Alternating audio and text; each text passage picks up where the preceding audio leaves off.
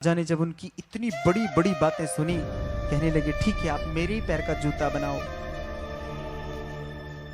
अपने कटौती से चमड़े को निकालते रहे, गूंथते रहे, सुई के साथ गूंथते रहे, फिर उसमें भिगोए, फिर गूंथे, फिर भिगोए, फिर गूंथे, फिर भिगोए, फिर गूंथे। एक जूता बना, 2 जूते बने, 4 जूते बने, 6 जूते बने। बनते बनते बनते बनते बनते बनते रविदास इतने लीन हो गए, इतने लीन हो गए, इतने लीन हो गए। कभी सुई हाथ में घुस जाती तो भी उनको पता नहीं, कभी सुई जूते में घुस जाती तो भी उनको पता नहीं। हाथ में से खून बहे जा रहा है, बस अपना काम करे जा रहे हैं। एक बार कटोटी में हाथ को भिगोते हैं, एक बार जूती पकड़ के उसमें सुई गूंथते हैं। जब राजा ने देखा, अरे इसने तो अपना हाथ ही गूंथ डाला, ये तो जूते बना रहा, अपना हाथ ही इसने गूंथ डाला। बस बार बार जब उसने कटोटी में हाथ दिया और बेहोशी की अवस्था में ऐसे लीन हो गया कि उसमें हाथ निकाल करके उसने ऐसे किया, तो रविदास का कंगन रविदास के हाथों में आ गया। बोले रविदास भगवान की। अब ये चमत्कार किसने किया?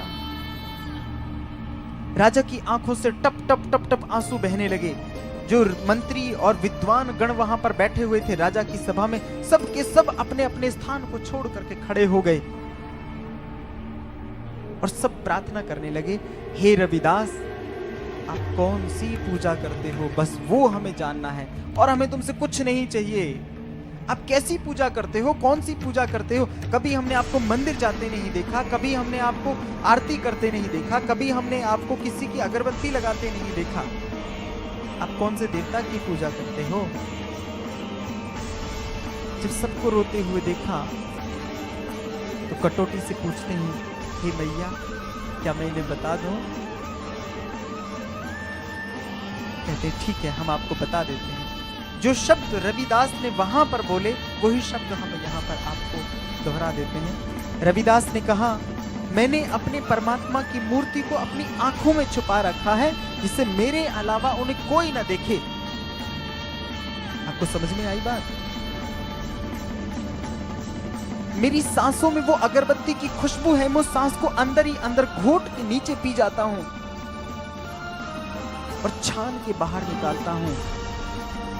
उस अगरबत्ती की खुशबू को मैं अपने अंदर ही अंदर रखता हूं, मैं वो अगरबत्ती लगाता हूं। मेरी श्वास श्वास में माँ गंगा, माँ गंगा, माँ गंगा, माँ गंगा की निरंतर धारा बहती रहती है। आपकी लगाई हुई अगरबत्ती की खुशबू तो थोड़ी देर तक चलेगी, लेकिन जो खुशबू रविदास की सांसों में बहती थी, वो खुशबू उनके जाने के बाद में भी वो